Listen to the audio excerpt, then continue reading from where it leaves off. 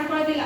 Litmus paper ಒಳಗ ನೀಲಿ ಇದ್ದು ಕೆಂಪು ಆಗ್ತದದು ಆಮ್ಲ, ಕೆಂಪು ಇದ್ದು ನೀಲಿ ಆಗಿದ್ರ ಪ್ರತ್ಯಾಮ್ಲ. ಈಗ ಎರಡನೇ ಸೂಚಕ ಯಾವುದಂದ್ರೆ ಅರಿಶಿನ ದ್ರಾವಣ.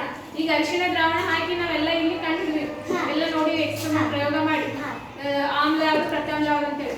ಅರಿಶಿನ ದ್ರಾವಣವನ್ನ ಆಮ್ಲ ಒಳಗೆ ಹಾಕ್ತೇವೆ ಅಂತಂದ್ರ ಹಳದಿ ಕಲರ್ ಇರ್ತದೆ, ಅದೇ ಕಲರ್. ಪ್ರತ್ಯಾಮ್ಲ ಒಳಗೆ ಅರಿಶಿನ ದ್ರಾವಣ ಪ್ರತ್ಯಾಮ್ಲ ಒಳಗೆ ಹಾಕ್ತೇವೆ ಅಂತಂದ್ರ ಗುಲಾಬಿ ಕಲರ್ ಆಗಿ ಚೇಂಜ್ ಆಗ್ತದೆ, ಕಲರ್ ಚೇಂಜ್ ಆಗ್ತದೆ.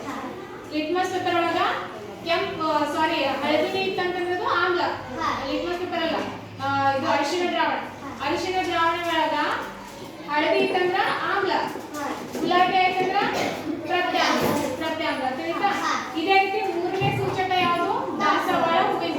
ಅದು ನಾಯಿ ಮಾಡಿ ನೋಡ. ದಾಸವಾಳ ಹೂವಿನೊಳಗ ಹೂವಿನ ನಾವು ದ್ರಾವಣವನ್ನ ಸೂಚಕವಾಗಿ ಬಳಸ್ತೀವಿ ಅಂತಂದ್ರ ಆಮ್ಲ ಇತ್ತು ಅಂತಂದ್ರ ಏನಾಗ್ತದ ಹಸಿರು ಕಲರ್ ಆಗ್ತದೆ. ನಿಂಬೆ ರಸ ದ್ರಾವಣ ಒಳಗ ನಾವು ದಾಸವಾಳ ಹೂವಿನ ದ್ರಾವಣ ಸೂಚಕ ನಾವು ನಿಂಬೆ ರಸ ಒಳಗ ಅದು ಹನಿ ಹಾಕ್ತೇವೆ ಅಂತಂದ್ರ ನಿಂಬೆ ರಸ ಏನಾಗ್ತದ ಹಸಿರು ಕಲರ್ ಆಗ್ತದೆ. ಹಸಿರು ಕಲರ್ ಆಯ್ತು ಅಂದ್ರೆ ಆಮ್ಲ, ಗುಲಾಬಿ ಕಲರ್ ಆಯ್ತು ಕೆಂಪು ಕಲರ್ ಆಯ್ತು ಅಂದ್ರ ಪ್ರತ್ಯಾಮ್ಲ. ಹಸಿರು ಇತ್ತಂದ್ರ ಆಮ್ಲ, ಕೆಂಪು